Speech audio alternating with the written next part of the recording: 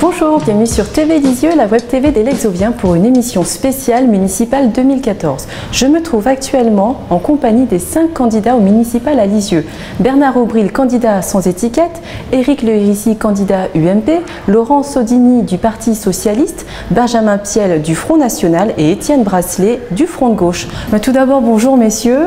Bonjour. Merci d'avoir accepté de participer au débat organisé par TV Lisieux. Merci d'être là. Merci à vous. Alors nous allons commencer le débat avec Benjamin Piel. Vous avez été tiré au sort pour ouvrir le débat.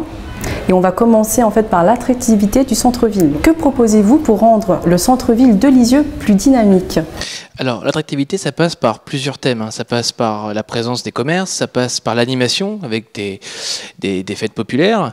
Ça passe également par une présence régulière de la municipalité pour donc gérer l'animation.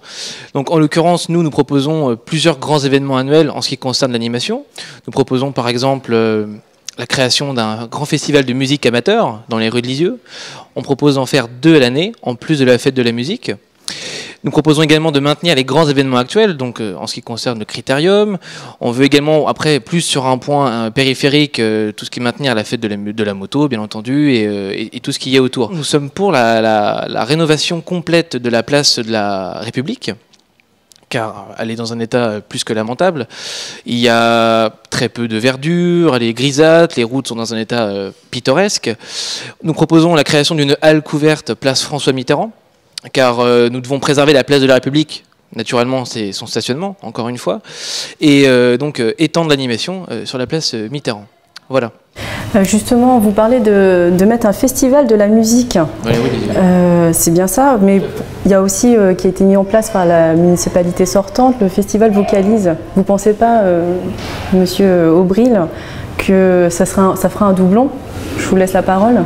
Sur l'attractivité du centre-ville, ça passe évidemment par le projet phare qui intéresse tout le monde, c'est-à-dire le centre-ville. Le centre-ville qui doit s'appuyer sur une étude préalable qu'on appelle schéma directeur d'aménagement du centre-ville par le recrutement d'un manager de centre-ville ou un manager du commerce de façon à fédérer l'ensemble des commerçants, des animations commerciales, d'aller à la recherche d'enseignes. Mais la priorité pour rendre le centre-ville attractif, c'est évidemment l'aménagement des 2 places. La place de la République qui a une vocation culturelle et commerciale et la place Mitterrand qui, elle, a plutôt une marque patrimoniale de par la présence de la cathédrale, du palais épiscopal, de l'ancienne Banque de France.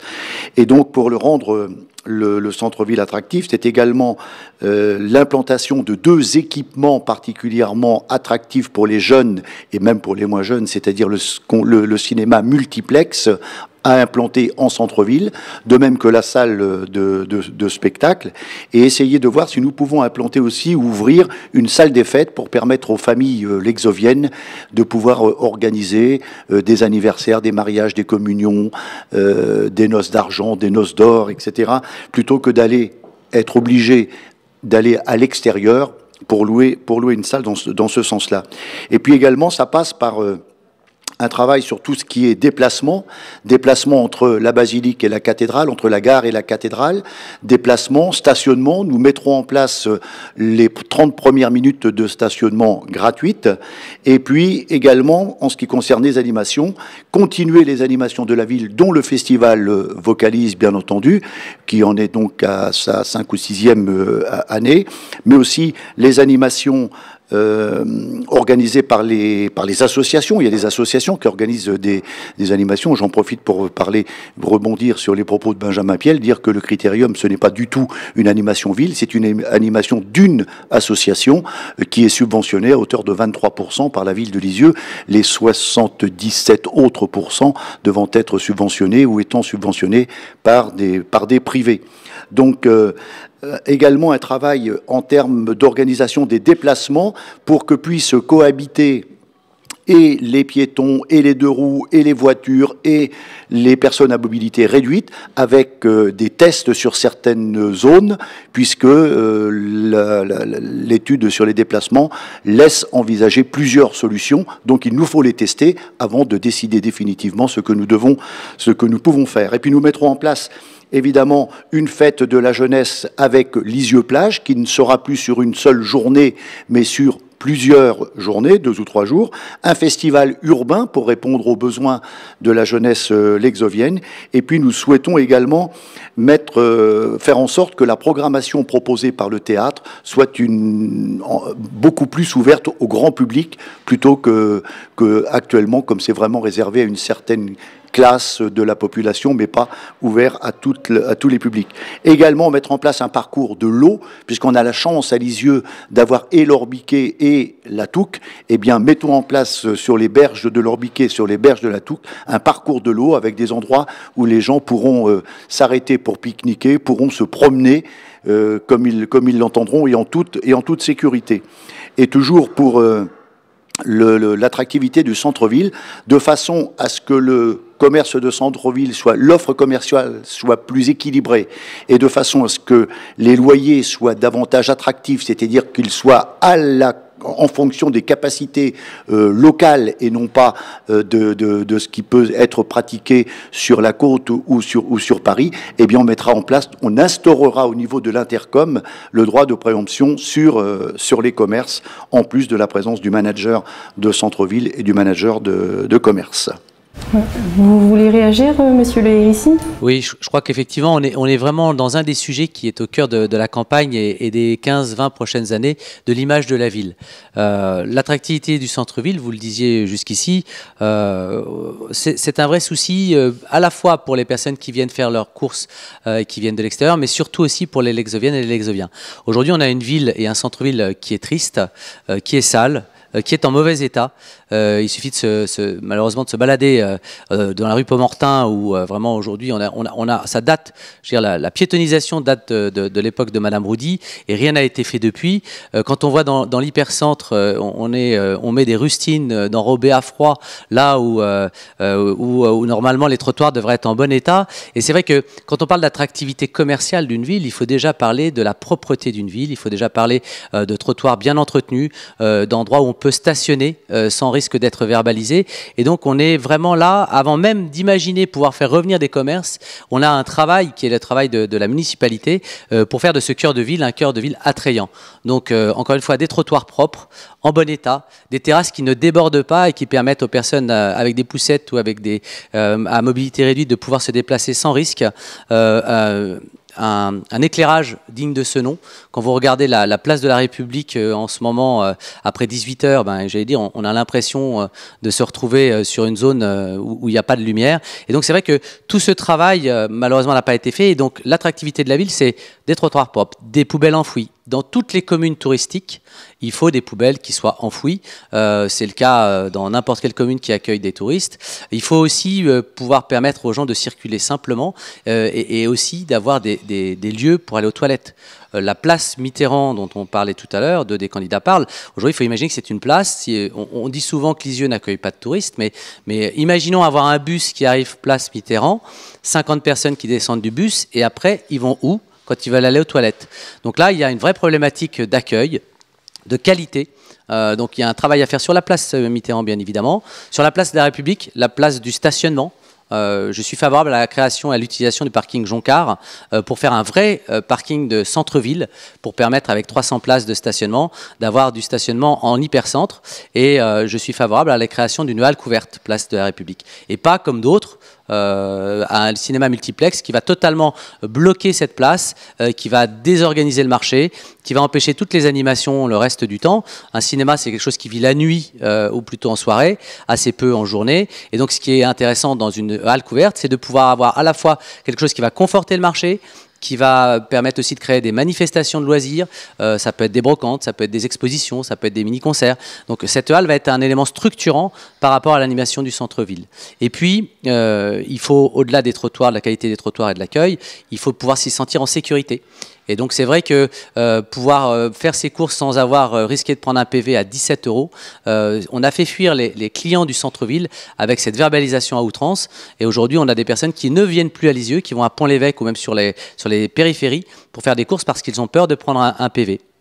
Donc c'est 1 heure gratuite pour réinstaurer le centre-ville. Il faut imaginer que quand vous prenez un PV à 17 €, ça ne bénéficie même pas à la ville. C'est-à-dire qu'on a fait fuir gratuitement, si j'ose dire, des clients, alors que cet argent qui va au niveau national ne retombe dans des dans une infime partie au niveau des recettes de la ville. Et donc là, on a vraiment un élément important d'attractivité du centre-ville. Donc avoir une sécurité en ville, des caméras, une police municipale qui soit là pour rassurer les clients, y compris les commerçants le soir quand ils ferment leur boutique, parce qu'on voit bien qu'il y a des problèmes de sécurité. Et puis enfin, l'attractivité commerciale, les boutiques eux-mêmes, et là on en parlera peut-être après dans le débat, puisque là on a un vrai souci. Lisieux a un vrai problème d'attractivité commerciale, avec des boutiques, plus de 60 boutiques fermées, et aujourd'hui un gel total d'implantation, parce que avec le risque d'un projet en périphérie qui va totalement déstabiliser et tuer le centre-ville. Très bien, donc on va donner la parole à Laurent Sodini. Vous étiez aussi favorable à un multiplex et vous avez aussi proposé dans votre programme une salle de spectacle. Oui, entre autres choses, j'ai proposé une salle de spectacle pour les jeunes, parce que je pense que le problème de l'animation et de la jeunesse est un problème très important dans notre ville et dans notre centre-ville. Je vais y revenir, mais je veux avoir une approche un peu large sur la question du centre-ville, la question de l'attractivité que vous avez posée, qui est une question extrêmement importante. Moi, il me semble que c'est un échec très fort du mandat en cours, et si on en fait justement un des points forts de la campagne, c'est que justement ce point est un échec, et que depuis 4-5 ans, nous, opposition municipale, on pose la question de la problématique du centre-ville, de son rebond, de son attractivité, et les équipes en place, pourrais-je dire, puisque là maintenant elles sont divisées, elles se présentent à vous à travers 2 listes issues de l'ancienne municipalité, depuis 12 ans aux commandes de la ville, à mon sens, n'ont pas pris à bras-le-corps ce problème comme il devait être pris. Le centre-ville de Lisieux, c'est 5000 emplois, hors administration. Donc quand on parle attractivité, on parle aussi activité. Activité économique, activité commerciale, développement, attractivité touristique. Et effectivement, Lisieux, depuis la fin des années 2000, jusqu'à la fin des années 2000, il y avait 2000 camions qui traversaient la ville et qui en quelque sorte polluaient le paysage, créaient une espèce de barrière, empêchaient les touristes de passer de la basilique au centre-ville. Cette barrière a sauté avec les rocades qui ont permis que les camions contournent en quelque sorte la ville. Et depuis 10 ans, il y a la capacité vraiment de s'approprier la question du centre-ville et de la traiter. Or, que constatons-nous depuis une dizaine d'années? Nous constatons que des points importants, comme le développement de la piétonisation, n'ont pas été traités. Mais en termes là d'animation, en fait. Ah, mais je croyais qu'on était sur la question de l'attractivité. Moi, donc je croyais que j'étais là-dessus. Donc je voulais juste vous donner un schéma général, vous dire que je souhaitais, moi, qu'il y ait un concours général avec plusieurs équipes architecturales, que ces équipes architecturales puissent imaginer le Lisieux à 15-20 ans, et qu'il puisse y avoir un débat, un consensus qui se crée, et à travers ce débat, ce consensus qui se crée, en quelques mois, on arrive à arbitrer des points importants, comme où implanter le multiplex, où faire, moi je pense que c'est au Majestic, mais où implanter un lieu de concert pour les jeunes, comment développer la piétonisation, comment traiter le problème les problématiques liées à la fluidité, à la circulation, comment faire en sorte que le jardin public se retourne aussi vers le cœur de ville. Voilà. Toutes ces questions-là me semblent extrêmement importantes, et moi je souhaiterais qu'elles soient traitées à travers un concours architectural qui puisse donner aussi de la plus-value, parce que c'est pas le maire de Lisieux tout seul, quel qu'il soit, ce sera l'un d'entre nous, mais nous on n'a pas la science infuse. Je veux dire qu'il faut qu'on s'associe les concours de gens compétents qui vont nous aider à déterminer les bonnes orientations et les bons choix, et il faut qu'on les discute avec les exoviens et qu'on les fasse accepter.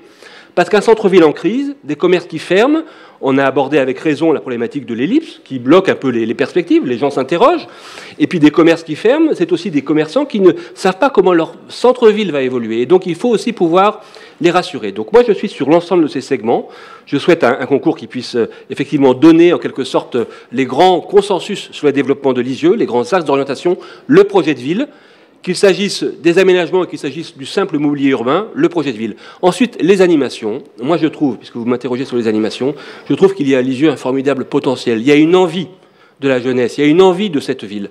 Vous avez beaucoup de bars qui sont ouverts la nuit, qui fonctionnent. C'est une richesse. Il ne faut pas croire que cette richesse-là existe dans toutes les villes de Normandie. C'est une richesse. Il faut savoir la valoriser, il faut savoir l'organiser, il faut savoir lui donner une identité, la structurer. Et je trouve que la ville, là, doit jouer son rôle d'accompagnatrice, de quelque sorte de manager et de porteuse de l'image de ce que ces potentialités peuvent créer et susciter sur la ville. Donc voilà, typiquement, moi, mon souhait, en quelque sorte, c'est de porter et d'accompagner une ville qui se transforme, qui rassemble ses forces. Je pense que dans les forces de la ville, il y a bien sûr la force patrimoniale, l'attractivité patrimoniale, l'attractivité commerciale de la ville, qui est un gros centre commercial qui a une attractivité au-delà de la ville même de Lisieux. L'attractivité touristique, deuxième centre touristique, enfin deuxième capacité d'accueil touristique de la Normandie après le Mont-Saint-Michel. C'est un formidable potentiel, il faut s'en saisir. Donc il faut travailler avec les forces que peuvent représenter le pèlerinage, travailler en très bonne intelligence, aménager, travailler l'attractivité de la ville dès la gare du point de vue du pèlerinage. Enfin, il y a plein de choses à améliorer, à renforcer. Et puis, bien sûr, se saisir de tout ce qui existe. Il y a plein de potentialités dans la ville, d'associations, de jeunes qui souhaitent en quelque sorte faire briller leur ville. Eh bien, il faut les accompagner, il faut les soutenir, il faut aller au-delà de ce que l'on fait aujourd'hui pour faire en sorte que Lisieux devienne une ville plus animée, une ville plus attractive, justement, une ville où il fait bon vivre et une ville où on a envie, en quelque sorte, de rester et de construire son avenir. Bon, on va laisser la parole à Étienne Bracelet. Est-ce que vous êtes, comme tous les candidats, est-ce que vous pensez qu'on s'ennuie à Lisieux ? Personnellement, je ne m'ennuie pas à Lisieux, mais c'est vrai que mes amis ou ma famille qui s'est raccrochée à Lisieux autour de moi considèrent que Lisieux n'est pas une ville agréable. J'y suis né, j'aime bien, donc je connais peut-être mieux qu'eux. Donc je ne veux pas dire que je m'ennuie, mais ceci étant, je rebondis quand même sur ce que vient de dire Laurent Sodine, et je pense que la question du centre-ville et de l'animation du centre-ville, c'est vraiment la traduction d'un projet global sur la ville. Et je pense que c'est un élément important. Et le centre-ville, de mon point de vue, il est, bon, c'est vrai, il est, on va dire, engorgé le samedi, hein, avec tous les problèmes de circulation, de stationnement que chacun connaît. Et puis en semaine, pour des gens de l'extérieur, peut-être qu'ils connaissent moins bien, il peut apparaître un peu désert ou voire mort pour certains, à tort certainement, mais c'est vrai. Donc, de notre point de vue, pour la liste en tout cas Lisieux et les jours heureux, le centre-ville doit être accessible, vivant, agréable et divers, pour assurer son rôle de cœur, et qui soit attractif bien sûr pour les Lexoviens de l'ensemble des quartiers, mais aussi pour les habitants du Pays d'Auge. C'est plus large, ça a été évoqué, hein. Il y a bien sûr, il n'y a pas que les Lexoviens qui fréquentent le centre-ville, et puis aussi, c'est le troisième volet, pour les touristes et les pèlerins de passage, dont chacun sait qu'ils restent trop autour de la basilique et qu'ils descendent assez peu dans le centre-ville. Et est-ce que, comme monsieur le maire sortant disait tout à l'heure, Bernard Aubril, est-ce que vous êtes favorable à un manager de centre-ville ? Manager, qui est quelqu'un dans l'équipe municipale qui suive particulièrement le dossier, j'ai rien contre. Ça me semble important que dans l'équipe municipale, quelqu'un suive. Bon, au niveau de l'équipe des élus, déjà, je pense que c'est un axe fort du projet de l'équipe municipale des élus. Après, au niveau des agents municipaux qui suivent, oui, pourquoi pas. Enfin, un service, peut-être, un manager, j'ai rien contre. Je veux dire, c'est une modalité pratique de mise en œuvre, et pour moi, c'est pas un élément essentiel. Et concrètement, est-ce que vous avez, qu'est-ce que vous proposez en fait pour la ville de Lisieux en termes d'animation ? En termes d'animation, je voudrais bien préciser qu'il y a d'abord effectivement un tissu associatif très important sur la ville. Ça a été évoqué par plusieurs d'entre nous, et c'est vrai que la première idée pour une municipalité, c'est de s'appuyer sur ce tissu-là. Il y a des animations qui sont proposées, une animation au quotidien, bien sûr, et puis des animations ponctuelles plus d'envergure, on va dire. Donc là-dessus, il faut effectivement épauler le tissu associatif dans ce rôle-là. Je pense qu'au niveau de la ville, il y a un apport supplémentaire qui peut être par l'animation, par l'organisation d'événements, alors qui peuvent être mensuels dans le cadre d'un calendrier. Il y a un certain nombre de choses qui existent, qui ont été évoquées tout à l'heure. Il pourrait y en avoir d'autres, en forme de festivals, de temps forts tout au long de l'année, pour avoir sur l'année une douzaine de rendez-vous mensuels. C'est une articulation entre le milieu associatif et la volonté politique de l'équipe municipale. Mais je pense que il y a un autre élément important au niveau du centre-ville, je parlais d'accessibilité. Donc c'est vrai que de notre point de vue, l'accessibilité est un élément fort, et pour nous, ça veut dire plusieurs choses. Ça veut dire le réseau de bus urbains qui, de notre point de vue, doit être revu, parce que c'est vrai que beaucoup de Lexoviens ou autres, enfin beaucoup de Lexoviens sont amenés à prendre leur voiture, même des fois pour faire 1 kilomètre, et c'est pas forcément la meilleure chose. Je suis pas hostile, je suis pas vraiment pour l'interdiction de la voiture, c'est pas ça, mais Lisieux n'est pas étendu au point de prendre sa voiture pour se déplacer dans le centre-ville. Donc nous sommes vraiment favorables à l'instauration d'un réseau de bus qui soit beaucoup plus efficace, beaucoup plus réactif, des petites unités, ça a été évoqué aussi par un certain nombre d'entre nous, plus réactifs et qui desservent l'ensemble des quartiers de la ville. Ce qui peut permettre, au niveau de l'organisation générale du centre-ville, d'aller vers des zones de circulation mixte, qui articulent les voitures en zone de circulation douce, 30 km/h, des zones élargies pour les piétons, qui peuvent permettre également le développement de terrasses pour un certain nombre de commerces, et puis des zones aussi, des pistes cyclables, puisque M. Aubry l'évoquait tout à l'heure, mais bon, mieux vaut tard que jamais, parce que ça fait quand même un certain nombre d'années qu'il a été saisi pour l'instauration de pistes cyclables. On va revenir à Benjamin Piel. Vous parliez tout à l'heure des différentes animations que vous vouliez mettre en place avec un tournoi de jeux vidéo pour les Augerons, un festival de la musique, c'est bien ça. Et en termes de coûts... Je voudrais juste revenir sur un propos de Monsieur Aubry, je crois. C'est pas un doublon. Il faut pas attendre juste la fête de la musique une fois dans l'année. Il faut pas attendre qu'il y ait un événement dans l'année. Voilà, il faut que la ville vive et il faut qu'il y ait des activités régulières, des grands événements populaires dans les rues de la ville pour que les jeunes se sentent pas délaissés. Donc voilà, il faut vraiment qu'on soutienne toutes ces initiatives pour que notre ville vive. Par exemple, vous pouvez aller à Rennes, même à Lille. Ça peut surprendre quelques personnes que j'en prenne l'exemple de Lille. Mais voilà, il y a une politique culturelle qui est très active, qui est très développée. C'est-à-dire que tous les jeunes, ils ont quelque chose à faire tout le temps. Ça évite qu'ils aillent traîner en ville en train de errer dans les rues de Lisieux. Là, ils ont un but parce qu'il y a toujours de l'activité. L'avantage, c'est que mettre un grand festival du jeu vidéo, c'est mettre en avant les artistes de notre ville, parce que c'est pas ce qui manque à Lisieux, et que ce soit pareil pour tout le monde. Et je tiens aussi à dire aussi à Monsieur Aubry, lors de ma campagne, j'ai eu la chance de rencontrer quelques rappeurs, quelques noms de Lisieux, qui m'ont régulièrement dit qu'ils n'avaient pas le même temps pour chanter que les autres. C'est-à-dire que ceux qui faisaient du rock, des chansons à texte, lors de la fête de la musique en l'occurrence, c'est là où je tiens à le dire, n'ont pas le même temps, parce que sous prétexte qu'ils sont plus agités que d'autres, sous prétexte que ce sont des délinquants, c'est vraiment le cliché de base, ces jeunes-là qui font du rap, même si personnellement moi je n'aime pas spécialement ça, mais des gens aiment, n'ont pas le même temps que les autres. Et ça, je trouve ça vraiment pas normal.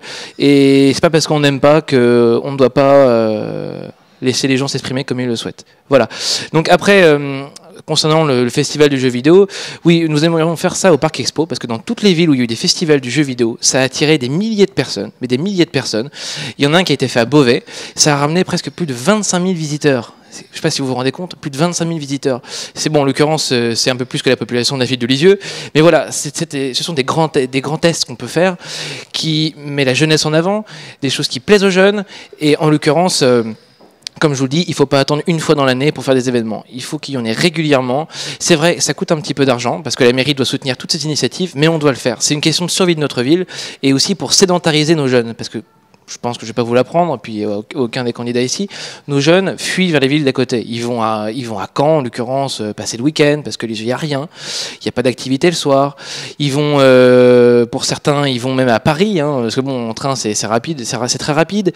Il y en a qui vont à Évreux aussi, parce que même Évreux, c'est plus animé que Lisieux. Donc voilà, il faut aujourd'hui qu'il y ait une grande politique d'animation régulière. Il faut que tous les 3 mois, il y ait au moins un grand événement populaire, de la taille du Critérium par exemple, ou même en l'occurrence la taille de la fête de la musique, pour que notre ville elle vive, et pas attendre une fois dans l'année l'événement fête de la musique, une fois en juin, voilà. Il faut que ce soit tout le temps régulier, et dans les villes où ça a été entrepris, ça a été une grande réussite, parce que les jeunes sont restés, et les gens sont restés parce qu'ils ne s'ennuient plus dans leur ville. Voilà. Et est-ce que vous avez budgétisé toutes ces animations De toute façon, oui, il va falloir le budgétiser de toute façon, parce que aujourd'hui, vous dire, bon, on va faire ci, on va faire ça, c'est pas possible. Il faut qu'on le budgétise naturellement. Très prochainement, je rendrai le chiffrage de notre projet, qui sera rendu, que je ne vous dise pas de bêtises, un tout petit peu avant le premier tour. On n'a pas encore la date parce qu'on doit organiser la réunion publique, on attend le retour de la salle. Mais nous allons le rendre officiel très prochainement. Tout sera budgétisé, tout sera chiffré, et des chiffres concrets, parce que je crois que certains de mes adversaires ont du mal à chiffrer leurs propositions et à être clairs dans encore une fois, dans leurs propositions. Donc, Monsieur Aubry, est-ce que vous avez une réaction? Il vous reste une minute. Oui, quand même, un petit peu. Je dois réagir sur plusieurs propos. Tout d'abord, dire qu'aujourd'hui la ville n'est pas propre, qu'elle est sale, c'est vraiment manquer de respect envers les agents du service propreté urbaine. Ils font leur travail, je suis admiratif devant le travail qu'ils font et je les respecte. Et je ne critique surtout pas leur travail. Dire que la ville est triste, c'est ne pas vivre dans la ville de Lisieux. C'est vrai que parmi les 5 personnes qui sont devant vous, il y en a une seule qui vit à Lisieux, qui habite Lisieux, c'est moi, les autres habitent à l'extérieur. Donc évidemment, trouver la ville triste, c'est un peu normal quand on habite à l'extérieur. Mais ceux qui vivent à Lisieux doivent se rappeler qu'il y a 10 jours, c'était l'ouverture de la patinoire, c'était le lendemain la foire aux arbres et aux plantes, c'était la 555e édition, qu'il va y avoir d'ici une dizaine de jours la nouvelle édition de Vocalise avec Natacha Saint-Pierre qui va chanter à la Basilique, il va y avoir le carnaval, il va y avoir le festival Crystal Live, il va y avoir la fête de la musique, il va y avoir le concert de Noël, la foire exposition, les nombreux salons, et voilà tout ce que la ville fait déjà.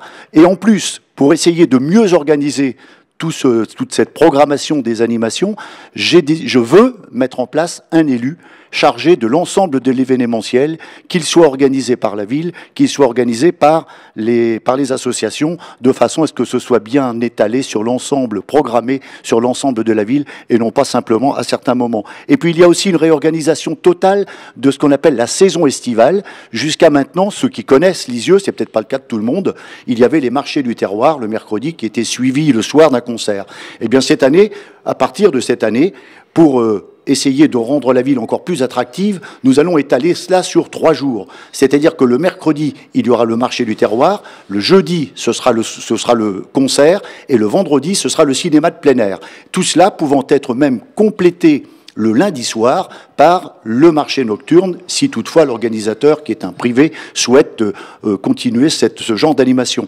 Et puis il y a la foire exposition et l'ensemble des salons qui se déroulent au parc des expositions. Je parle évidemment du salon des antiquaires.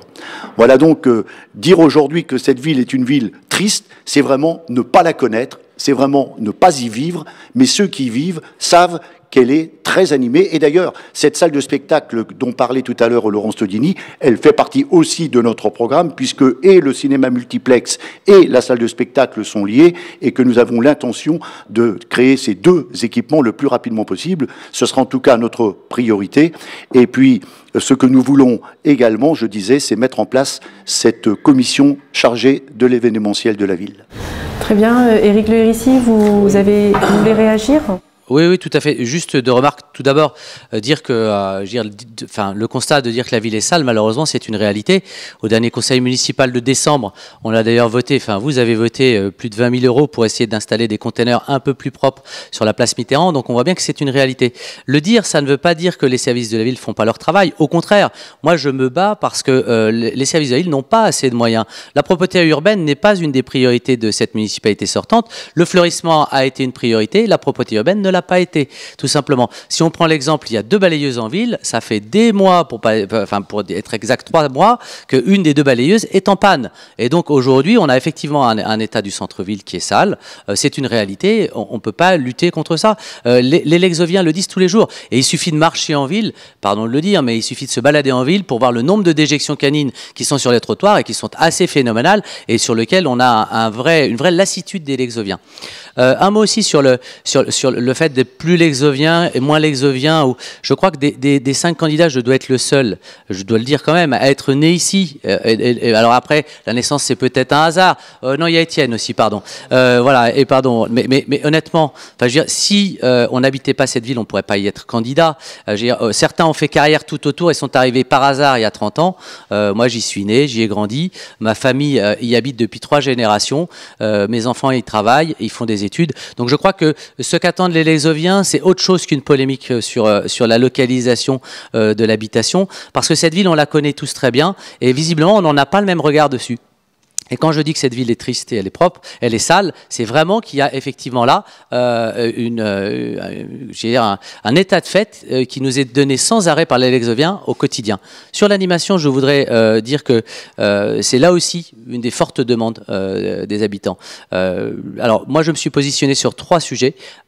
Une salle de spectacle. J'ai depuis des mois, puisque ça fait 1 an que je suis en campagne et depuis des mois, je prêche pour qu'on mette en place une salle de spectacle. Je vois que maintenant un certain nombre de candidats y viennent, c'est formidable. On manque de cette salle. Quand on voit Mésidon-Canon, qui avec moins de 5000 habitants arrive à avoir une salle de 600 places assises et qui remplit les salles tous les mois, je pense que Lisieux, deuxième ville du département, a le droit d'imaginer, espérer avoir une salle de spectacle pour que les jeunes puissent s'y produire. Les jeunes, comme le disait tout à l'heure Benjamin Piel, notamment aussi les jeunes de Lisieux, qui très souvent ne peuvent pas se produire sur des scènes. Mosaïque, c'est trop petit, c'est pas adapté, la communication malheureusement est pas suffisamment pertinente et finalement on se retrouve souvent avec des salles à moitié vides. Donc une salle de spectacle, il y a le projet de multiplex qui est un peu le serpent de mer, hein. Ça fait 10 ans que le propriétaire des salles essaye désespérément d'implanter ce projet à Lisieux.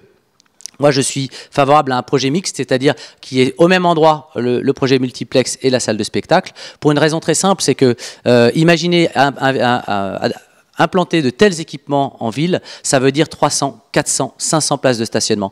Et imaginez mettre des salles de spectacle, des multiplexes dans un centre-ville où on a déjà du mal à stationner, ça n'a pas de sens. Et donc moi, je plaide pour un équipement de loisirs culturels qui soit commun pour qu'on puisse mutualiser le parking entre la salle de spectacle et le multiplex du côté de la parcelle Ford, puisque le garage Ford finira par monter. Et là, on n'est pas loin du centre-ville, on est à côté, il y a du stationnement, du moins la parcelle le permet, suffisamment important. Et donc, on aura là un site qui va vraiment revivre, qui va faire revivre un quartier, qui va se positionner en termes de loisirs.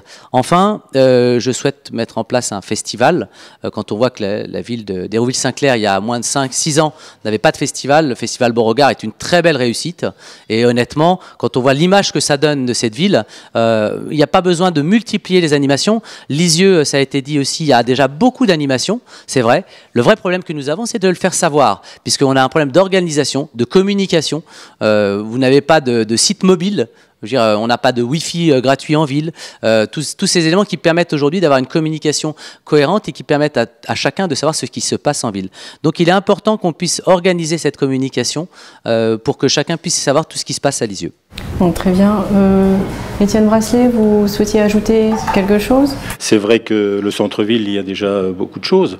Et là encore, Lisieux n'est pas suffisamment, je dirais, important pour tout regrouper au niveau du centre-ville. Je pense que bon, il y a déjà la médiathèque, le théâtre, 2 cinémas, même s'il y a un projet de changement et d'amélioration. Il y a bien sûr les services, il y a la mairie, il y a la poste, il y a des animations qui sont déjà en centre-ville. Et il me semble important de dire aux Lexoviens que le développement de la ville, l'amélioration de son animation, c'est pas uniquement dans le centre-ville, et en tout cas, l'amélioration du centre-ville ne doit pas se faire au détriment des autres quartiers. Donc ça me semble important qu'il y ait une réflexion globale sur la ville, c'est pour ça que je le citais en introduction tout à l'heure, et que les autres équipements qui sont nécessaires et qui sont évoqués depuis certains depuis plusieurs années, hein, mais comme le multiplex, une salle de concert, mais on pourrait ajouter une vraie maison des associations, pourquoi pas une structure maison des jeunes, mais je n'y reviendrai pas, qui permet vraiment de redévelopper des quartiers et de structurer la vie, une nouvelle vie autour de ces équipements. C'est bien que c'est ces équipements structurants, comme la nouvelle salle d'ailleurs du quartier Nord, hein, est un élément positif à ce niveau-là, puisqu'elle n'est pas en centre-ville et ça permet du coup de développer des choses nouvelles. Donc je voulais insister sur cet aspect-là. Le centre-ville, c'est effectivement une vitrine, c'est quelque chose d'important, c'est un cœur de vie, mais tous les équipements de la ville doivent être pensés globalement pour que chaque quartier ait aussi un élément structurant qui permette de redynamiser quelque chose autour.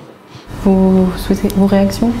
C'est vrai qu'en avançant, alors on serait bien entre celui qui a sorti le premier telle idée, puis le second, puis le troisième, etc. Il y a des idées qui se recoupent, mais qui correspondent aussi à des manques et à des besoins. Donc la campagne permet de faire des consensus. Donc c'est vrai que moi j'ai parlé effectivement assez tôt d'une salle de concert pour les jeunes, que maintenant c'est repris. Je me félicite dans le programme du maire et qu'on retrouve des idées qui font des maires sortants, dont on verra ce qu'il en sera dans une quinzaine de jours. Donc il y a des idées comme ça qui font consensus. De la même façon, la problématique du stationnement a été posée, la problématique de la gratuité des premiers temps de stationnement a été posée. Vous retrouvez maintenant dans un certain nombre de programmes l'idée que la première demi-heure doit être gratuite, etc., etc. Ça veut dire qu'effectivement, la question de l'attractivité du centre-ville, la question de sa relance est posée, qu'elle est au cœur du projet pour la ville. Je crois qu'elle est au cœur du projet pour la ville parce que Lisieux a extrêmement souffert. Lisieux a souffert bien sûr de destruction des guerres, etc., de phénomènes de désindustrialisation. Et on sent maintenant que Lisieux doit se réapproprier son avenir, doit essayer de rebondir. On a perdu En 6 ans, on a perdu en 6 ans 2000 habitants. C'est extrêmement fort. C'est le signe d'un déclin important. Vous avez 18% des logements qui sont vacants centre-ville. Donc vous avez forcément la nécessité de réagir. Et tous les candidats donc, essayent de construire un projet, une perspective par rapport à ça, parce qu'ils ressentent en creux tous les manquements en quelque sorte, de la conduite des affaires actuelles. Simplement, ce que j'ai un peu tendance à dire, c'est que c'est compliqué, ça va être compliqué de faire confiance à ceux qui, justement, ont conduit le bateau jusqu'à maintenant et qui font que ces manquements apparaissent. Donc, moi, je suis pour qu'on essaye de travailler véritablement au fond, sur un projet très dense, très construit, discuter avec les Lexoviens, avec méthode, pour créer du consensus, que ça balaye tous les aspects, l'aménagement, la valorisation, l'embellissement, l'attractivité touristique, le dialogue avec les commerçants, construisant ce projet, on peut essayer effectivement peut-être de construire un projet pour le centre-ville qui ait une validité sur 15-20 ans, qui donne de la perspective, qui rassure les commerces et qui permette petit à petit de relancer la ville. Pour cela, il y a des outils, il y a des capacités de préemption, ça a été abordé tout à l'heure, il y a des capacités d'action qui n'ont pas été suffisamment actionnées jusqu'à présent, donc il faut les utiliser. Et puis il y a de l'imagination, et l'imagination, c'est aussi ce que pourra nous donner ce concours architectural dont j'ai parlé. En ce qui me concerne, j'ai eu le plaisir de construire une liste qui rassemble les partis de gauche habituels, PS, Europe Écologie Les Verts, PC, et au-delà d'attirer des Lexoviens qui ont construit avec nous le projet. Et j'ai notamment un commerçant qui m'a rejoint, parmi d'autres, qui s'étaient mobilisés en opposition au projet actuel et sur leur côté un peu baroque, pas concerté, etc. Eh bien, ce commerçant sera chargé justement des relations avec le commerce, avec les commerçants et les artisans, et travaillera la relation et la qualité du projet avec le centre-ville. Et ce projet sur le centre-ville, il sera travaillé, concerté sur le fond avec les Lexoviens pour que véritablement on construise un consensus sur l'avenir de la ville, qu'on se projette, qu'on y porte de l'ambition, qu'on y porte une volonté de fierté pour sa ville, et que de cette façon, la ville puisse grandir et évoluer. Étienne Brasselet, vous avez 1 minute 30 de retard par rapport aux autres candidats. Concernant l'image en fait, de la ville de Lisieux, vous êtes sur une vision plus écologique. Dans votre programme, en fait, vous parlez d'installer des panneaux solaires hybrides et des mini-éoliennes. Pouvez-vous nous en dire davantage concernant le coût? Non. On n'a pas développé ces aspects-là, mais ceci étant, ça ne me choquerait pas, au contraire. Mais là, on est sur l'aspect mode de développement qu'on va avoir peut-être au niveau du volet emploi, hein, parce qu'effectivement, nous sommes favorables à un autre mode de développement, hein, qui, on va dire, qui ménage le territoire. Et c'est vrai que sur l'aspect énergie, on a des choses à dire. Mais je n'avais pas terminé sur l'aspect, par contre, centre-ville et attractivité de la ville. Donc, je vais profiter de cette minute qui me reste. Et je vous en remercie. Donc, ce qui me semble important, je ne dirai pas là-dessus, c'est vrai que l'aspect concertation est essentiel. Je pense qu'un projet de ville, ça se construit avec la population. Et c'est vrai que s'il y a eu des fois un certain nombre de soucis dans les projets qui, pour certains, ont été avortés ou pour certains, ont été mis en œuvre, c'est que des fois, c'était pas vu forcément en concertation avec l'ensemble des usagers ou des commerçants ou des partenaires en tout cas. Donc ça me semble un élément essentiel, c'est la première chose. Deuxième chose, par rapport à la diversité du centre-ville, je pense que ça a été évoqué tout à l'heure, il y a l'aspect des commerces dont on sait qu'il y a une rotation importante sur certains, il y en a certaines boutiques qui sont vides, donc, et puis il y a un certain nombre de commerces qui ne sont pas assez fréquents ou qui ont disparu. Il ne s'agit pas de faire preuve uniquement de l'aspect nostalgie, mais c'est vrai que dans le commerce de proximité, on n'a pas forcément besoin tous les jours de banques ou de cabinets d'assurance, donc c'est une bonne chose, mais il y a aussi les commerces de proximité qui sont des commerces bien sûr d'alimentation, des commerces quincaillerie ou choses comme ça qui de fait ont disparu au fil des années et qui représentent pourtant une utilité importante et sont créateurs en tout cas de liens sociaux.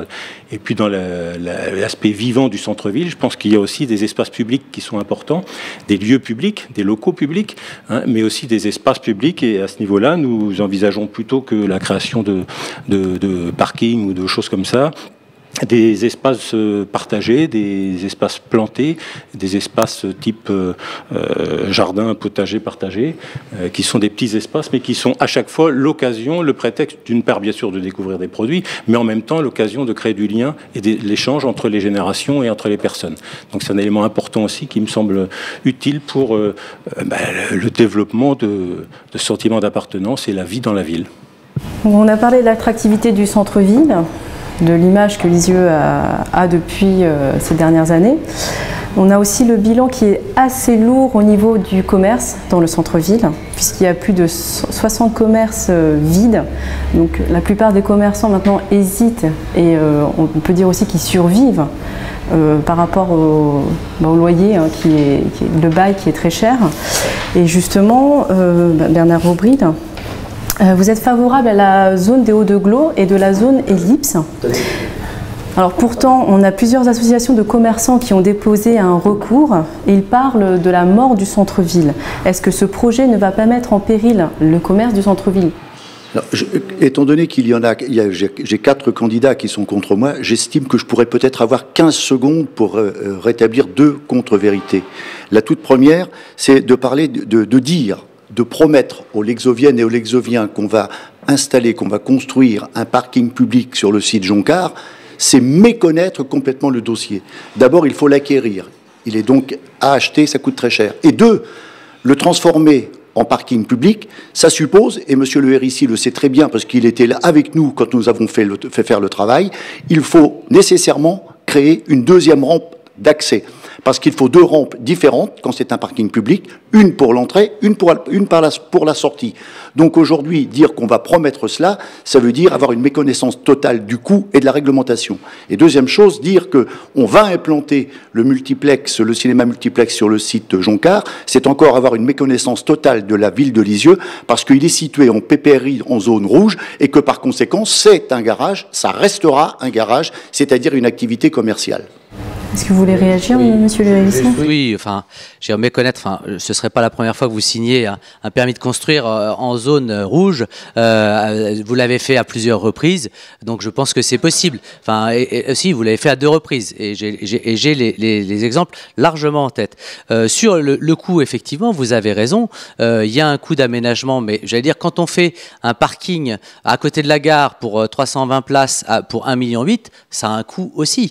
Et moi, je pense que dans l'hypercentre, pouvoir trouver 300 places de stationnement à moins de 100 mètres de la place de la République, ça a un vrai sens. Ça a un vrai sens économique, ça a un vrai sens politique, ça a un vrai sens commercial. Donc il y a un coût d'acquisition ou de location. On ne sait pas encore aujourd'hui quelle sera la formule retenue. Et d'autre part, il y a un coût d'aménagement. J'ai fait travailler un cabinet spécialisé pour connaître le coût d'aménagement. Le coût d'aménagement de l'équipement tel qu'il existe aujourd'hui, avec la réalisation effectivement d'une rampe, vous avez raison, mais aussi avec les sorties de secours, avec les problématiques des enfumages, etc., c'est 3,5 millions d'euros. Donc 3,5 millions d'euros pour 300 places de stationnement. Faites le calcul, pardon de vous le dire, mais c'est pas très loin quand on voit les quelques centaines de mètres carrés qu'on a achetés à prix d'or au dernier conseil municipal de novembre et de décembre pour essayer de régler le problème de stationnement, parce qu'à l'époque, vous vouliez encore pousser le projet de multiplex place de la République. Donc encore une fois, je crois que c'est une question de volonté politique et de coût.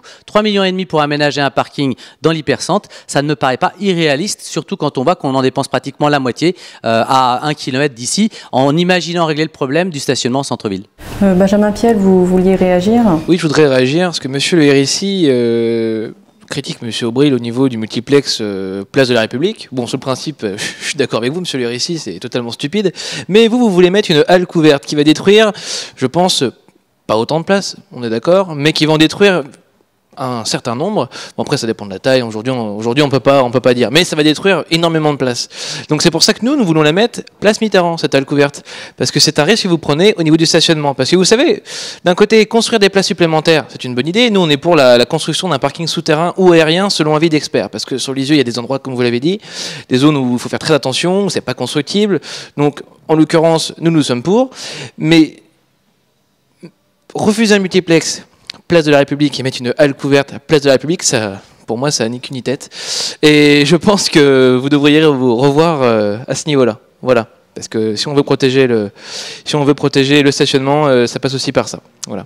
Je vois que Laurent Sodini veut réagir Allez-y. Oui, sur ces aspects-là, je crois qu'il n'est pas sérieux de jouer à une espèce de mécano, vous savez, comme les enfants avec des maquettes qui met son parking là, je pense qu'il faut travailler plus sérieusement. C'est pour ça que j'en reviens d'ailleurs à mon affaire de vision globale sur le projet de ville. Je pense que ce qui va renforcer l'attractivité de la ville, et son attractivité y compris commerciale, c'est un travail en profondeur sur, donc bien sûr la valorisation, l'embellissement, l'emplacement des équipements, mais aussi en profondeur sur la culture.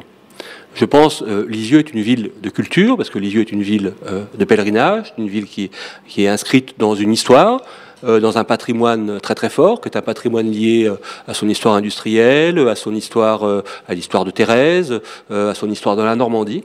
Et je pense que nous devons travailler ça en profondeur. Et que si nous savons travailler ça en profondeur, nous saurons peut-être donner une attractivité supplémentaire à la ville, une dimension supplémentaire à la ville, et aussi peut-être un attachement supplémentaire des Lexoviens à leur ville. Voilà, c'est ce genre de choses qu'il faut essayer de travailler, plutôt que de jouer au mécano pour savoir où l'on met où le parking et où l'on range les voitures.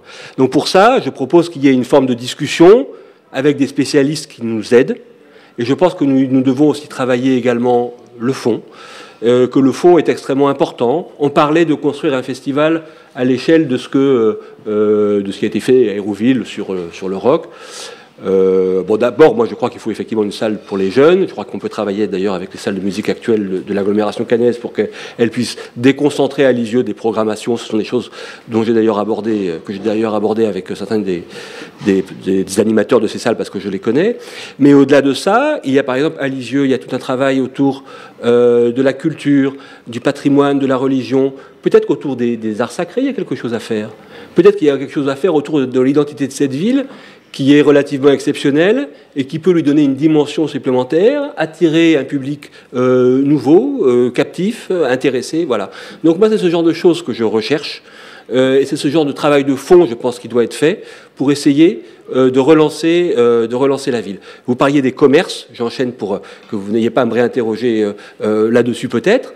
Les commerces, effectivement, on voit des commerces qui ferment, on voit un certain nombre de commerces en friche, etc. Donc une loi nouvelle offre des possibilités nouvelles à la ville en matière de préemption.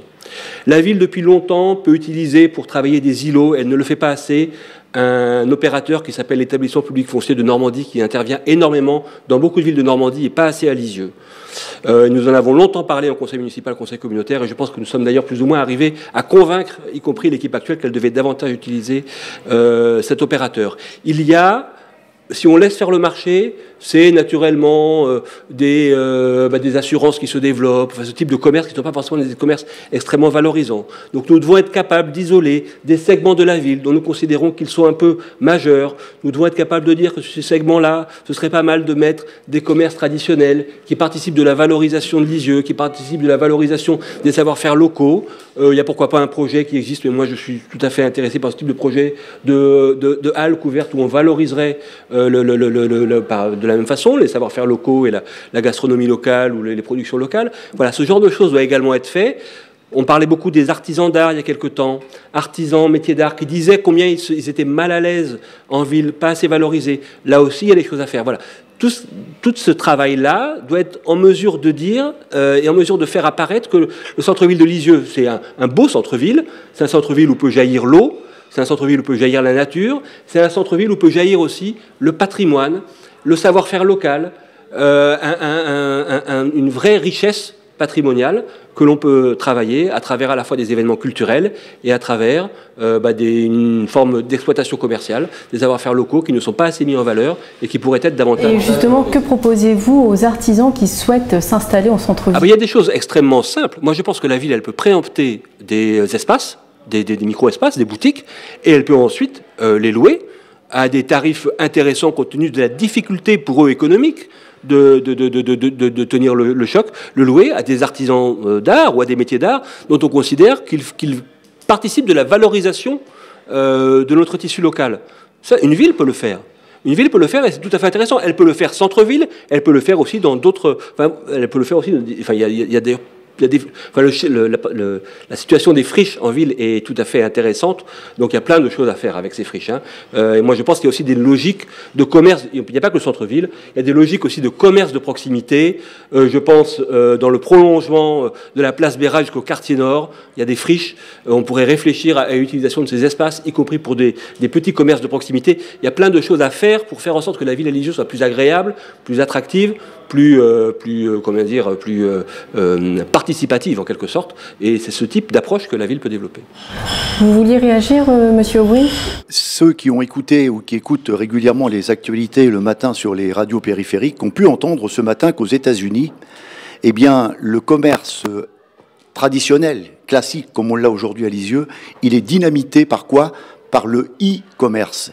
Et ce qui est prévu, c'est que dans les 10 ans à venir, 30% des commerces classiques vont disparaître. Alors ce qui arrive, ce qui est prévu ici aux États-Unis, c'est ce qui nous attend si nous ne réagissons pas tout de suite, d'où la volonté d'instaurer le droit de préemption sur les commerces. Mais là, je rebondis sur les propos de Laurence Todini, ça ne peut pas être la ville, dans la mesure où c'est la communauté de communes, l'Intercom Lisieux Pays d'Auge, qui a pris la compétence sur le PLU intercommunal, c'est à elle de l'instaurer et non pas à la ville de Lisieux. C'est ce que nous voulons, c'est ce à quoi nous allons devoir convaincre les conseillers communautaires à venir, qui seront pour un certain nombre renouvelés, donc leur réapprendre le pourquoi, les raisons et l'intérêt. Donc aujourd'hui, le travail, celui sur lequel on fonde beaucoup d'espoir, c'est sur le manager de centre-ville, le manager de commerce, qui aura pour mission, dont l'une de ses missions, c'est la recherche d'enseignes. La recherche d'enseignes de façon à ce qu'on propose sur la ville de Lisieux une offre suffisamment équilibrée et non pas du tertiaire partout comme on le voit aujourd'hui dans toutes les rues de Lisieux. Et puis également, ce droit de préemption sur les commerces devrait permettre de régulariser le montant des loyers. Aujourd'hui, il est anormal que des investisseurs achètent, allez, ils sont 4 ou 5, tout ce qui est à vendre à Lisieux, ne cesse de critiquer la ville de Lisieux, et pourtant achète tout ce qu'il y a à vendre et le loue très cher au point de faire échouer les jeunes commerçants qui se lancent et qui ne peuvent pas tenir plus d'1 an. C'est cela que nous voulons. Nous voulons préempter sur les commerces pour une meilleure offre commerciale et des loyers qui soient adaptés aux possibilités financières des commerçants de notre ville de Lisieux. On va revenir tout à l'heure parce que je pense que Benjamin Piel voulait réagir en fait à vos propos. Aujourd'hui, on entend qu'il y a une désertification des commerces, que c'est en train de partir, parce que aux États-Unis c'est comme ça, c'est pas parce que ce sera peut-être pas forcément comme ça en France, Monsieur Aubry. Aujourd'hui, si les entreprises quittent le centre-ville de Lisieux, c'est pour plusieurs raisons. Premièrement, une question de fiscalité, une CFE qui est trop élevée, qui est gérée au conseil communautaire, mais qui est trop élevée, une taxe sur les enseignes qui est trop élevée. Aujourd'hui, il faut lancer un signal fort aux entreprises, leur dire que la mairie est le premier partenaire des entreprises. Il faut que les candidats comprennent ça ici. C'est pas en mettant un manager qui va prendre des milliers d'euros pour se faire payer naturellement pour faire du cache-misère. C'est pas ça qui marche. C'est la mairie qui doit se responsabiliser et prendre le taureau par les cornes. C'est pour ça que nous proposons la création de la maison de l'entreprise pour l'emploi. C'est développé partout en France. Ça fonctionne très bien. La mairie propose aux entreprises déjà existantes du soutien, des formations en gestion, en comptabilité, du soutien juridique, fournir aux entreprises de demain les soutiens nécessaires, du conseil juridique, du conseil fiscal. Ça passe par ça. Ça passe aussi, par exemple, ça a été expérimenté à Noyon. Encore une fois, c'est pas une ville frontiste, bien entendu. C'est une ville PS, si je crois, Monsieur Sodini, peut-être CPS, je crois. Enfin bref, ils ont mis en place la boutique test. C'est très simple. La boutique test, c'est la mairie qui met à disposition un local de 60 mètres carrés où n'importe quel jeune peut, s'il souhaite participer à un programme qui dure 4 mois, louer ce local, tester son idée, tester son commerce et voir s'il est viable. C'est ça que la mairie de Lisieux doit faire aujourd'hui, c'est encourager ces jeunes à entreprendre et aussi sanctuariser les entreprises déjà existantes. Et pour en venir au Haut-de-Glos, c'est un suicide économique, je le répète. Aujourd'hui, c'est pas parce qu'il y a le e-commerce que ça tue les petits commerces. Non, monsieur. C'est le développement massif de grandes surfaces en périphérie. C'est ça qui tue les entreprises aujourd'hui. Et c'est pour ça que nous, si nous sommes élus, nous mettrons à bas ce projet. Et j'aimerais vous demander, monsieur Aubry, en toute connaissance de cause, vous saviez que les Lexoviens sont majoritairement contre. Pourquoi vous n'avez pas fait un référendum d'initiative populaire? Pourquoi vous n'avez pas interrogé les Lexoviens alors que toutes les assos sont contre vous à ce niveau-là, au niveau des professionnels? Pourquoi vous n'avez pas fait? Oui, allez-y, je vous laisse... Tout d'abord, deux choses sur les propos de Benjamin Piel quand il parle de fiscalité trop élevée. J'aurais quand même rappelé aux Lexoviens qui nous regardent, aux téléspectateurs de TV Lisieux, que la municipalité que je conduis depuis 2001 n'a pas augmenté les taux d'imposition votés par le conseil municipal, puisque le taux d'augmentation, c'est 0%. Alors que la précédente municipalité, dans les 2 mandats de mon prédécesseur, avait augmenté la taxe d'habitation avec un directeur de cabinet qui est candidat aujourd'hui, l'avait augmenté la taxe d'habitation de 15% et la taxe foncière sur le bâti de 22%. Donc aujourd'hui, si les impôts locaux sont élevés à Lisieux, ce n'est pas la responsabilité de la municipalité sortante, mais la responsabilité de la précédente, qui avait comme directeur de cabinet monsieur Laurent Sodini. Aujourd'hui, la municipalité a désendetté la ville de 50%, n'a jamais autant investi, 124 millions contre 62 pour la municipalité précédente. Quant à l'ellipse, alors je voudrais répondre à monsieur Piel. L'ellipse, c'est pas quelque chose qui est sorti d'un chapeau comme ça tout d'un coup. C'est né d'un sondage auprès des Lexoviens où un Lexovien sur 2 a répondu qu'il ne trouvait pas à Lisieux ce qu'il recherchait dans 2 domaines, l'équipement de la maison, l'équipement de la personne. D'où ce pôle commercial avec 66% de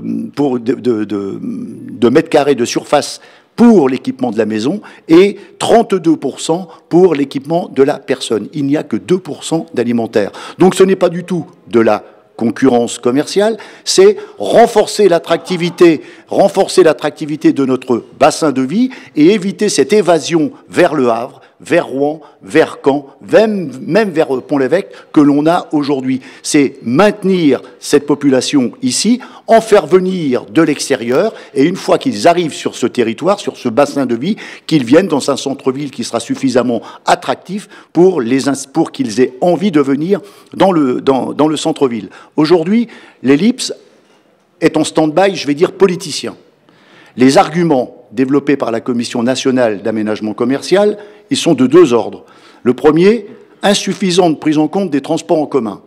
Alors ça veut dire, est-ce qu'il fallait mettre en route la ligne qui est déjà prévue avec une délibération votée par le conseil municipal, la même délibération votée par le conseil communautaire, l'avenant signé avec la société de transport, en l'occurrence Keolis. Ça veut dire qu'il fallait mettre, pour cette commission, le bus en route pour aller desservir quoi? Donner à manger aux petits lapins? Donner du foin ou des graines aux petits oiseaux? Non, tout est prêt. Quand il y aura le besoin qui se fera sentir, ce sera fait, c'est possible, c'est prévu, et donc c'est tout à fait possible. Premier argument rejeté. Deuxième argument, parce que ce ne sont aucun argument commercial. Deuxième argument, consommation trop importante de l'espace agricole pour des parkings.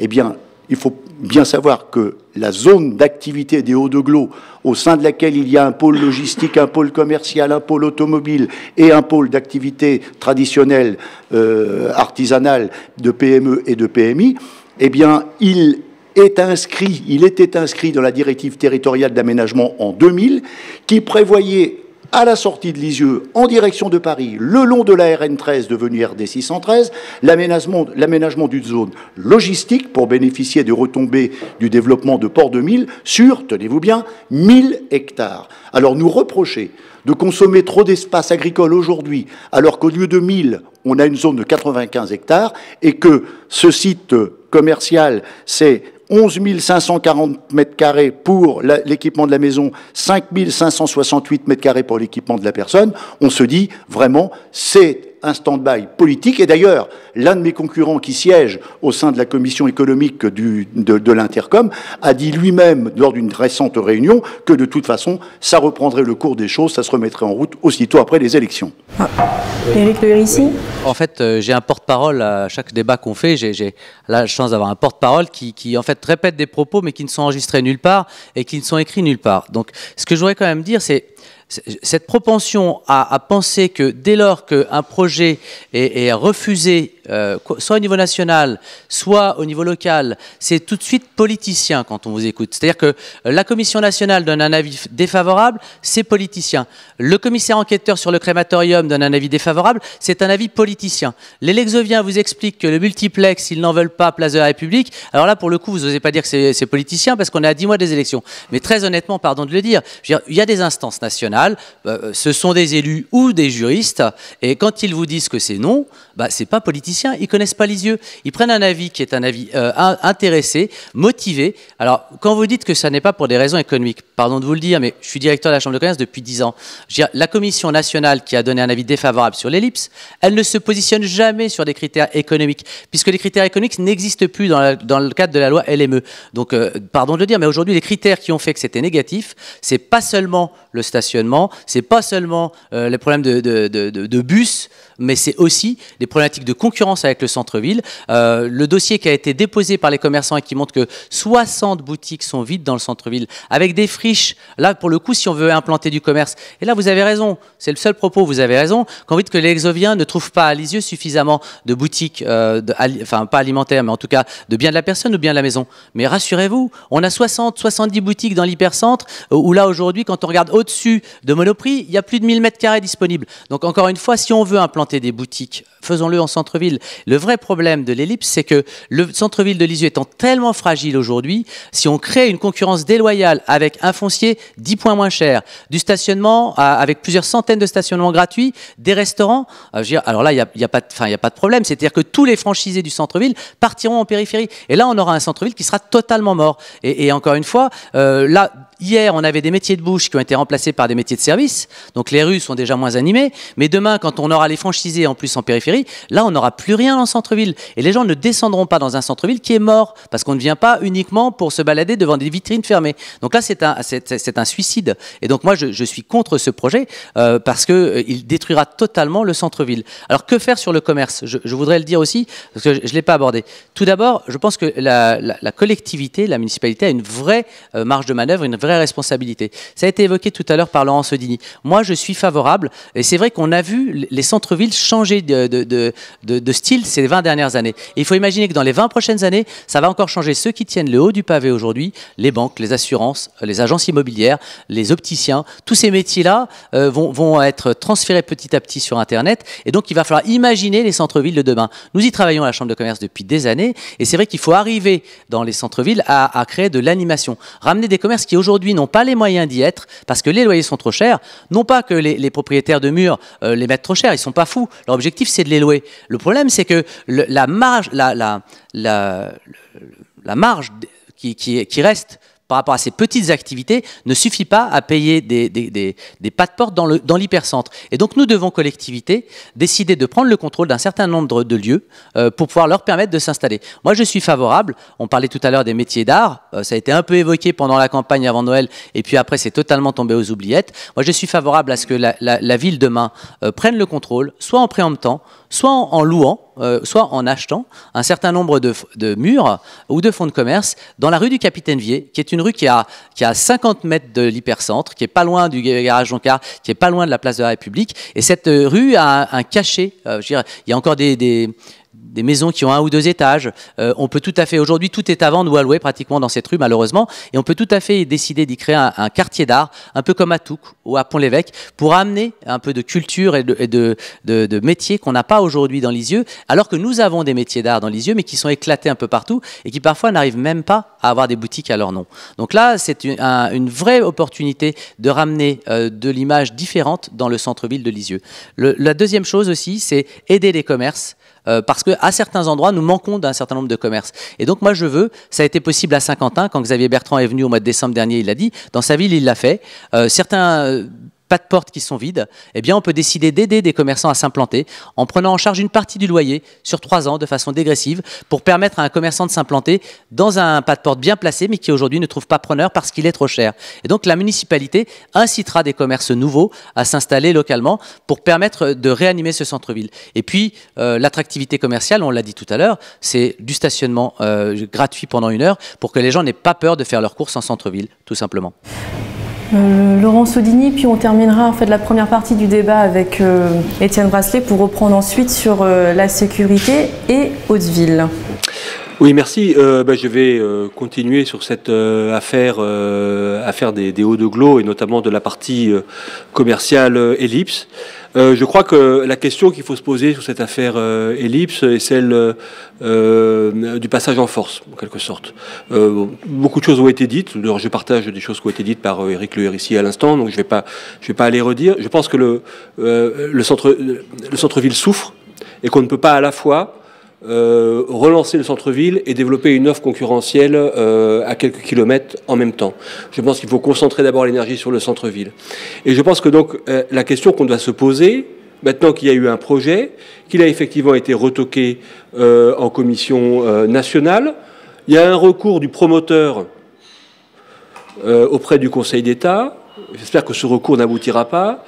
La question que l'on doit se poser, c'est est-ce que le président de l'Intercom, maire de Lisieux, relance le dossier dans l'hypothèse où ce recours auprès du Conseil d'État, finalement, fait que le premier dossier est retoqué. Enfin, est-ce qu'il relance le dossier ou est-ce qu'il considère que le dossier doit être entièrement remis à plat? Moi, je considère, candidat à la mairie et à la présidence de l'Intercom, que le projet ne peut pas passer en l'état, qu'il est inacceptable de lancer un projet comme ça, de 17 hectares, d'équipement du bien et de la personne. Et je voudrais que tout le monde s'exprime là-dessus, parce que ce matin, je lisais le Pays d'Auge, et j'avais l'impression, en lisant la campagne de lancement du projet du maire, qu'en fait, il voulait dire « je dépose un nouveau projet au lendemain de l'élection ». J'avais le sentiment de lire ça entre les lignes, et moi, c'est une question que je me pose, parce que j'aimerais qu'on ait une vraie parole transparente là-dessus.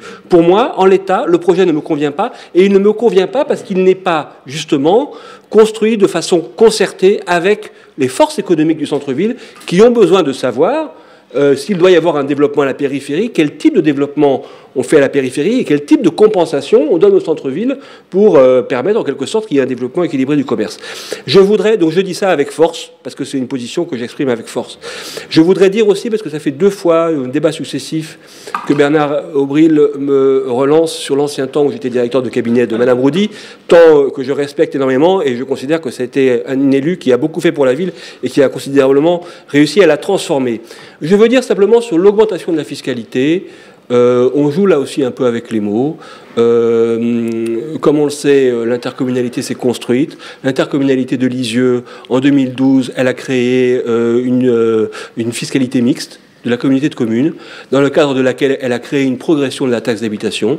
Et donc, quand le maire de Lisieux vous dit « j'ai pas fait progresser les impôts depuis 6 ans, croix de bois, croix de fer, si je jure, etc. », c'est faux. La taxe d'habitation, elle a progressé via l'intercommunalité. Les coûts de fonctionnement de la ville ont diminué puisqu'il y a eu des frais qui ont été transférés à la communauté de communes, et ça ne s'est pas traduit par des diminutions de la taxe d'habitation à la ville de Lisieux. Donc, voilà, on doit faire face à des coûts. Ça a été un peu masqué, ça a été un peu diminué, de dissimulé, mais c'est une réalité. Donc moi, je trouve qu'il faut arrêter de jouer avec les mots. Pour un foyer fiscal moyen, ça s'est quand même traduit par une progression de 100 € à 150 € de la taxe d'habitation. Donc qu'on le sache quand même et qu'on se le dise, et trêve de faux procès. Étienne Brasselet ? Effectivement, le dernier document de la Chambre régionale des comptes, effectivement, les taux n'ont pas augmenté, mais la fiscalité locale directe est en progression de 9%. Donc effectivement... la taxe d'habitation et la taxe sur le foncier bâti, c'est plus 11,21 et plus 13,41% sur la période. C'est pas moi qui le dis, c'est la Chambre régionale des comptes. Donc effectivement, on ne paie plus d'impôts. Ceci étant, ce que je voudrais dire quand même par rapport au projet Ellipse, c'est que Lisieux est quand même une population qui s'est appauvrie. On sait bien quand on regarde les chiffres, il y a 50... que je reprenne exactement, nous avons 59% des foyers non imposables, c'est pas rien, 59% des foyers non imposables, un revenu fiscal médian qui est d'un quart % en dessous des moyennes pour des villes similaires, donc c'est d'autant plus un élément pour de notre point de vue, pour dire que le projet LIP c'était une aberration, puisque dans une période où les gens ont de moins en moins d'argent pour vivre, n'arrivent pas à se soigner, arrivent des fois pas à se loger correctement ou à se chauffer ou à se soigner, je l'ai dit, aller avoir comme seul projet de développement d'implanter des grandes surfaces supplémentaires, c'est-à-dire on produit plus, on produit des produits dont on sait qu'ils sont à durée de vie plus limitée pour pousser les gens à consommer. Donc dans notre esprit, et quand je parlais tout à l'heure d'un mode de développement différent, c'est ça qui est derrière. Je ne vois pas l'intérêt, même je pourrais reprendre tous les éléments qui ont été évoqués par rapport au centre-ville et aux espaces qui sont libres en ville, mais de ce point de vue-là, je dirais du point de vue politique global, ça me semblait une aberration de développer ce projet compte tenu de ce que je viens de dire.